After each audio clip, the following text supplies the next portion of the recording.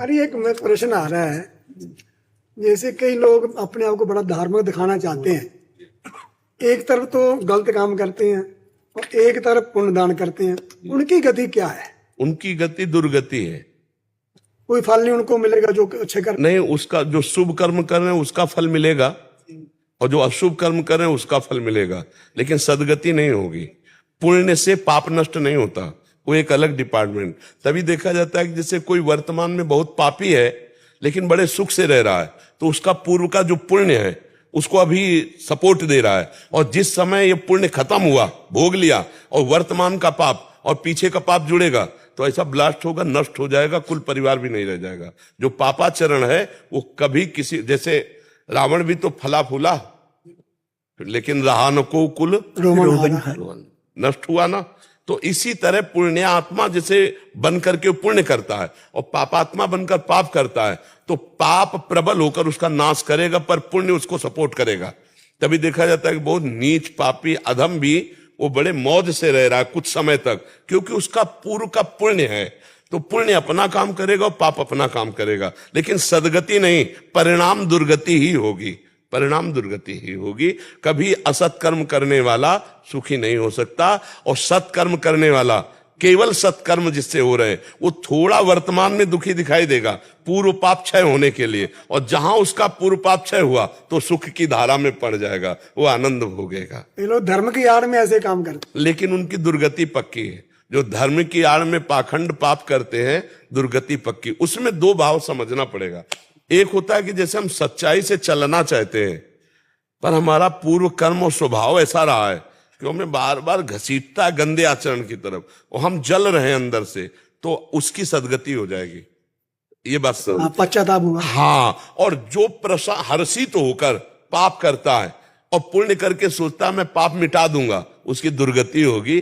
पाप के द्वारा कमाए हुए धन से कभी पुण्य होता भी नहीं है, धर्म के द्वारा कमाए हुए धन से पुण्य होता है। तो पापी पुरुष के द्वारा किया हुआ पुण्य जो है वो भी पापमय होता है। जैसे मानो किसी ने बहुत बड़ा अपराध किया, पाप किया, इसके बाद आके उसने 500 रुपये चढ़ाए, तो वो 500 रुपये हमारे भजन में विक्षेप पहुंचाएंगे, तो पापी पुरुष के द्वारा दिया हुआ पुण्य भी पाप ही होगा, क्योंकि हमारे भजन में विक्षेप बना, तो ये भी तो पाप बनाना, इसका विक्षेप बनाना ने कहा। हाँ, दुर्योधन का।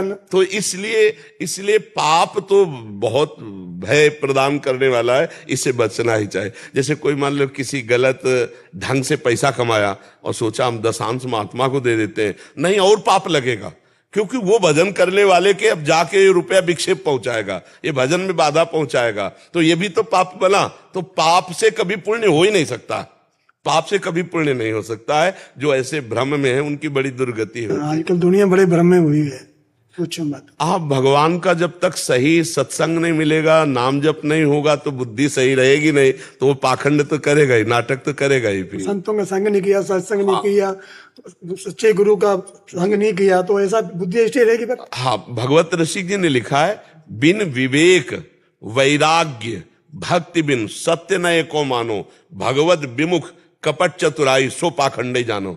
जहां विवेक नहीं, वैराग्य नहीं, भगवान की भक्ति नहीं, वहां पाखंड तो रहेगा ही, वो तो नाटकबाजी रहेगी। तो नाटक करना सहज, लेकिन साधुता लाना बहुत कठिन बात है, धर्म से चलना बहुत कठिन बात है, वो दूर की बात है। हाँ जी। महाराज जी, इसमें एक प्रश्न था, जिन्होंने पाप कर्म किए हैं बहुत, अभी सत्संग के प्रभाव से या पूर्व के पुण्यों के हिसाब से जो संग मिला, तो उसके हिसाब से उनका मन में हुआ कि अब मेरे को अच्छे कर्म करने हैं, और फिर वो ऐसे संत सेवा और मंदिर आदि में सेवा करने लग गया, तो इससे उनकी बुद्धि पवित्र होगी? हाँ, पक्का पवित्र हो जाएगी, और पक्का वो भगवत प्राप्ति के मार्ग में आगे बढ़ेंगे। और अगर सही ढंग से संग सही मिल गया तो भगवत प्राप्ति भी हो जाएगी, सारे पाप नष्ट हो जाएंगे, पक्का नष्ट हो जाएंगे। क्योंकि ये रास्ता है, कोटि विप्र बद लागे जाहू, आए शरण तजो नहीं ताहू,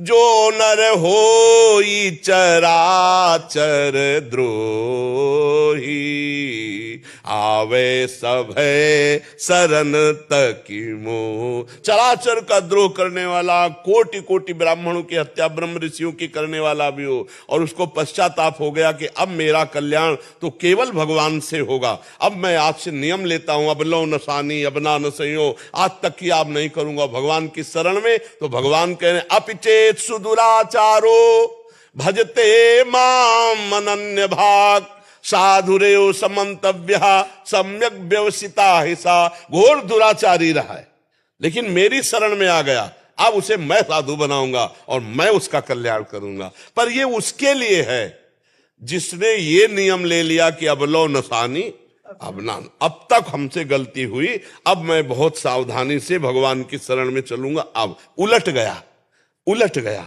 उलट गया तो काम बन गया। और जो ऐसा कि अरे यार नाम जपने से पाप तो नष्ट हो ही जाएगा, चलो, इनकी बड़ी दुर्गति होती है, इनकी बड़ी दुर्गति होती है। जो सच्चाई से चल रहा है पर पाप हो गया, पाप हो रहा है, सच्चाई से चलना चाहता है पर पूर्व अभ्यास पूर्व गलतियां, भगवान उसे साधु बना देंगे, भगवान उसे माफ कर देंगे। लेकिन जो मस्ती के लिए पाप करते हैं, अरे यार बाद में गंगा नहा लेंगे, बाद में वृंदावन, उनकी दुर्गति पक्की है, उनकी दुर्गति पक्की है।